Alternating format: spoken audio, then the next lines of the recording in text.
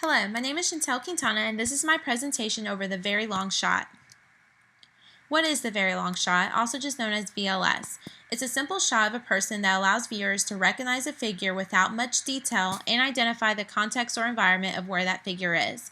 So as we can see in this scene from There Will Be Blood by Paul Thomas Anderson, there's two figures in this scene. They're both somewhat looking at each other, it seems, but it's hard to tell because we can't see their eyesight, which we'll talk about in a minute. But we can tell the context or environment in which they are in, which seems to be a deserted area. Some other details to know about the very long shot.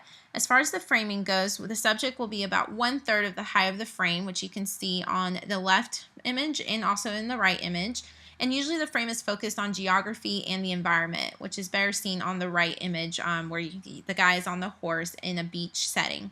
The composition, the figure can usually move from the background to the foreground pretty easily in this scene, or it can be vice versa, moving from the foreground to the background to make it a very long shot. And some of the problems we see with the VLS is that usually when the figure moves, it's very difficult to anticipate the direction in which they'll move in because we cannot see their eye line and where they're looking in a particular scene. So for instance, with the image with the horse, it's not sure, is he going to continue going that way or is he going to steer a different way because he sees something we can't see that close up. And also, depending on the angle, oftentimes the vertical proportions can be distorted. So if it's at a high angle, it may make your object or person look shorter than what they are, or if it's a low angle, it can make the person look larger or taller than what they are. The use for this particular shot is to allow viewers to recognize a figure, but not necessarily all the details of that person because they don't want them to know that part of it yet.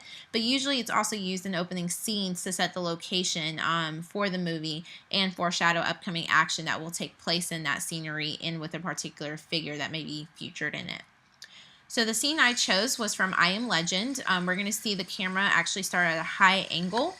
And it's going to lower down into a neutral angle and go slightly into a lower angle so that we can see the context and environment in which Will Smith, the main character, is in. So we see empty New York City, abandoned cars, worn out buildings, birds flying everywhere, and very tall prairie grass. And his location in this particular frame, he's about 1/3, and he is following in some fashion the rule of thirds. Ideally, he would be more to the right. So, in this film by Francis Lawrence, we can tell the directors probably used this shot to show the main figure in the context of empty New York City. It's going to help us get a sense of the severity of what has happened because we see abandoned buildings in an area where we are very familiar with and know that usually is booming with people and crazy busy all the time with taxis running, and we don't see that. And so essentially they're doing that to set up the scene for the rest of the movie and that something has happened in New York City. How does it affect the scene? Well, it's going to make New York City appear as a jungle. It's indicating that the main figure and his dog are the only ones there, and they're simply trying to survive. In that particular scene, they were hunting, which we didn't get to see the full context of that. But it's going to make people curious to know what happened in New York. Like I said, we're so used to seeing it alive, filled with entertainment, filled with cars moving all about, and there's none of that in this scene. And so we are immediately hooked, and we have our attention brought to the scenery beyond just Will Smith and his dog to get the bigger picture of what's taken place. Do I think it works? Yes. It sparks that curiosity amongst the viewers because now they're curious to know what has happened to cause New York City to get to this point, and it's going to hook them to want to continue watching to see what happens and find those missing puzzle pieces throughout the movie to kind of bring us back to why New York City was shown in that way in that particular VLS. So in conclusion, the very long shot can set the scene and environment of a production. Like we said, mostly using opening scenes to do that particular role.